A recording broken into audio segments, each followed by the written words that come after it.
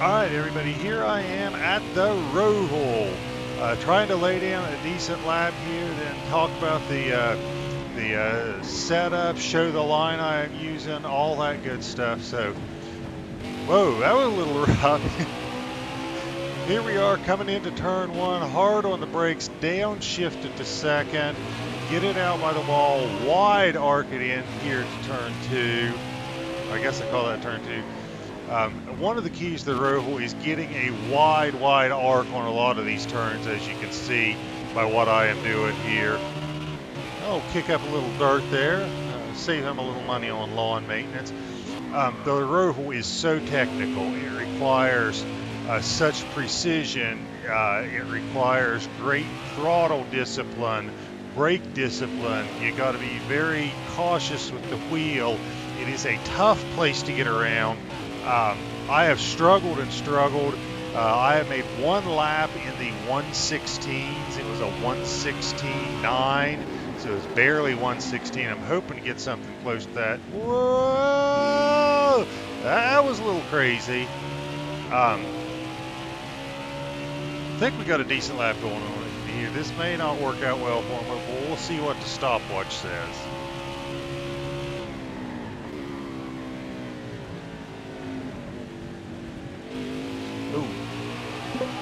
Whoa! 116.5. I will be happy with that. I'm actually ecstatic with that. Wow. Did not think I had that kind of lap going. That is my best lap by probably, 4/10 almost. Probably just over 4/10. All right, let's talk about the setup here. Lots of things going on here. Fooled around with a lot of stuff. I go pretty light on the bump and rebound settings just because I think that makes for a smoother ride. The weight settings are pretty standard for a road course. You turn right about as much as you do left here, so I didn't go real crazy with trying to set the car up one way or the other. I went with heavier rear springs. It seems like you could get away with it without it spinning out. Went with our light front sway bar, which again, something different for the road courses. Don't usually do that. Everything else pretty standard, so I think it's pretty good setup. I think you'll be pretty happy with it. So should you buy it on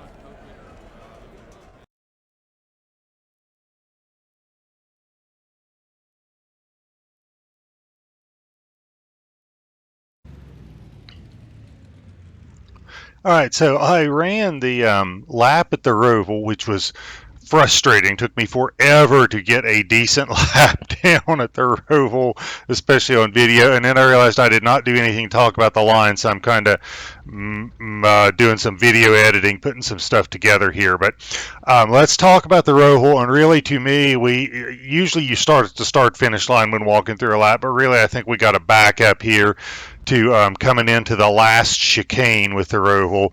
And I realize I did not hit everything technically perfect on the track, but I'm going to try to tell you how I try to do it. And if I can get through it and hit most of the turns right, it's usually a pretty good good lap. But anyway, coming into this last chicane here, and this is, I guess, the front stretch on the NASCAR portion of the track, I am trying to get on the brakes and downshift to third gear, and my mark is this red painted area here that's the entrance to pit road, and it's usually a little bit before that I'm starting to get on the brakes. I'm on the brakes fairly hard, but then I'm off fairly quickly because I want the car to roll. The car's not going to turn if you're on the brakes, so you've got to get on the brakes and get off to let the car roll. So when I hit it perfect, what I am trying to do is dip 2 tires basically down near the grass or on the grass here. So if I get 2 tires on the grass, that gives me a nice angle for the chicane. What I'm trying to do is this chicane, I'm trying to kind of straighten it out. I'm trying to not have to jerk the car all over the place, but I am down to third gear coming through here. What I ideally want to do is I'm kind of rolling through here. I'm really not on the gas. I might hit the rumble strips here on the left, or on the right, I mean, with one set of tires. And what I'm trying to do is then get the car up here and start turning it, and maybe catch these rumble strips too with just the left set of the tires. But the idea is try to straighten it out. I am not on the gas until I get the car through here. It is so easy to spin out here that I just do not want to be on the gas till I basically get clear through that section. So I am rolling through it. Depending on how well I have rolled through it, I will either downshift to second or stay in third. If I hit it real well and have enough momentum, I'll stay in third. Most of the time I'm downshifting to second. Then I get through the start-finish line, come up here. I like to take a wide entry into turn one here, and I am usually on the brakes a little before the 3 sign. I like to make this a wide entry. I'm usually not down at the bottom, and I'm trying to come down. I hit the brakes about the 3 mark. I downshift to second. I don't mind hitting these rumble strips, but a lot of times I am clear out here, to be honest, and then I am flirting with this wall. Once I get somewhere about in here and I've made the turn, I am hard back on the gas in second gear. Usually I hit it to where I just shift up into third gear and almost immediately have to let off the throttle to make this turn. I don't worry about this turn and how much throttle I've got on it. If I have to coast through it, I coast through it, because what I want to do is get through this turn and get the car straight, because I'm really not going to be able to get aggressive on the throttle until I get the car straight. So I'd rather just coast through the turn, get the car straightened up early, than try to work the throttle through there and not be able to get back full throttle to a later point in the track. But I'm staying in third gear. Then I come over, I want to be real wide here, and I am hitting the brakes a little bit before you get to, probably about here, before I get to that underpass. Hit the brakes. I don't think I did it right exactly in the lap, but ideally you catch the rumble strips on the right here, and then you kind of let it roll, and you don't downshift until somewhere around in here. Now, if I feel like I'm getting into that corner too hot, I will downshift to second pretty much when I'm braking, if I think I have overshot it or something. Then we're trying to make this big sweeping right-hander. Ideally, you're not quite this wide, but you're wide, but you get the car turned way back here, because you want to get the car turned so you can get back on the throttle. Ideally, you catch these rumble strips with just the right-hand side of the car, and you're hard back on the throttle, and maybe you catch these with the left side, maybe you don't. I don't think I hit it perfect, and I think I kind of went over it. As long as your car is going straight, you're going to be okay through this section. The rumble strips really won't mess you up. You upshift to third, and you want to get clear over by these Bojangle signs. Way over here, you want a nice wide arc into this next turn. About when you hit this painted area, you want to be off the throttle, on the brakes, but just tap the brakes. Not hard, just easy on the brakes. Try to get down next to this inside wall. Once you're into this inside wall, now you're more or less probably going to coast in third gear. Then you want to stay wide, but you want to downshift and hit the brakes. You don't usually have to hit the brakes hard, but I usually tap the brakes to try to get the car to help it turn.